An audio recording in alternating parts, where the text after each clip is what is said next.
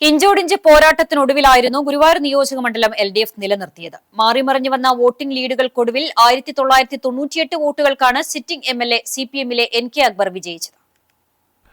സംസ്ഥാനത്ത് ആഞ്ഞുവീശിയ UDF കൊടുങ്കാറ്റിനിടയിലും ഉലയാതെ ഗുരുവായൂർ പിടിച്ചു നിന്നു.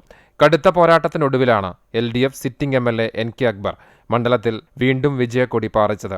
ആകെ പോൾ ചെയ്ത 1,62,039 വോട്ടിൽ 66,069 വോട്ടാണ് NK അക്ബറിന് ലഭിച്ചത്. UDF സ്ഥാനാർത്ഥി CH റഷീദിന് 64,071 വോട്ടും NDA സ്ഥാനാർത്ഥി അഡ്വക്കേറ്റ് B ഗോപാലകൃഷ്ണന് 28,947 വോട്ടും ലഭിച്ചു. SDPI സ്ഥാനാർത്ഥി അബ്ദുൽ നാസർ 1,610 വോട്ടും ആം ആദ്മി പാർട്ടി സ്ഥാനാർത്ഥി പോളി ഗുരുവായൂർ 466 വോട്ടും SUCAയുടെ ഉണ്ണികൃഷ്ണൻ 218 വോട്ടും സ്വന്തമാക്കി. നോട്ടയ്ക്ക് 658 വോട്ടുകൾ ഉണ്ടായിരുന്നു. കടുത്ത വർഗീയ പരാമർശങ്ങൾ നടത്തി ഹൈന്ദവ വോട്ടുകളുടെ ഏകീകരണം BJP സ്ഥാനാർത്ഥി നടത്തുമെന്ന് കരുതിയെങ്കിലും അന്തിമ ഫലത്തിൽ അത് കാണാനായില്ല. കഴിഞ്ഞ തെരഞ്ഞെടുപ്പിൽ BJP സ്ഥാനാർത്ഥിയുടെ പത്രിക തള്ളിയതിനാൽ സ്വതന്ത്രനായി നിന്ന ദിലീപ് നായർക്കാണ് NDA പിന്തുണ നൽകിയെങ്കിലും മനസാക്ഷി വോട്ടായിരുന്നു BJP രേഖപ്പെടുത്തിയത് എന്നാണ് കഴിഞ്ഞ തെരഞ്ഞെടുപ്പ് ഫലം തെളിയിച്ചത്.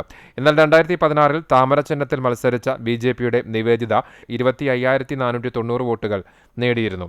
എന്നാൽ 10 വർഷത്തിന് ശേഷം നടന്ന തെരഞ്ഞെടുപ്പിൽ പാർട്ടിയുടെ പ്രധാന നേതാക്കളിലൊരാളായ അഡ്വക്കേറ്റ് B ഗോപാലകൃഷ്ണൻ മത്സരിച്ചിട്ടും വലിയ മുന്നേറ്റം നടത്താൻ BJPക്ക് സാധിച്ചില്ല. വോട്ടെണ്ണലിന്റെ ഒരു ഘട്ടത്തിലും മുന്നിൽ വരാനും BJPക്ക് കഴിഞ്ഞില്ല. എന്നാൽ UDF ആകട്ടെ LDFനെ വിറപ്പിക്കുന്ന പ്രകടനം നടത്തുകയും ചെയ്തു. വോട്ടെണ്ണൽ തുടങ്ങി പല ഘട്ടങ്ങളിലും ലീഡ് നില മാറിമറിഞ്ഞു. അവസാന റൗണ്ടിലാണ് LDF വിജയിച്ചത്. ഇതോടെ NK അക്ബർ മണ്ഡലത്തിൽ തുടർച്ചയായി 2ാം വിജയവും ഇടതുപക്ഷ ജനാധിപത്യ മുന്നണി തുടർച്ചയായ 5ാം വിജയവുമാണ് സ്വന്തമാക്കിയത്.